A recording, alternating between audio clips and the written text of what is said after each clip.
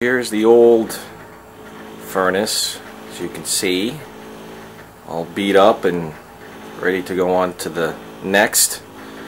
And here is the new system with our hot water heater, all the new piping there, and the actual boiler itself, which is on right now. You can hear it.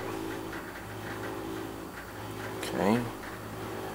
And you'll see these are all the new zone valves right there.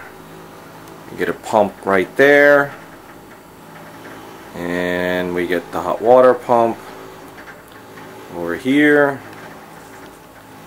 All in all, you get a whole bunch of big new stuff. It's amazing that he put all that stuff in there.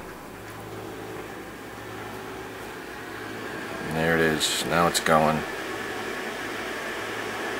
Here's the return. The exhaust kind of comes up this way and over, and then he ran it up and out.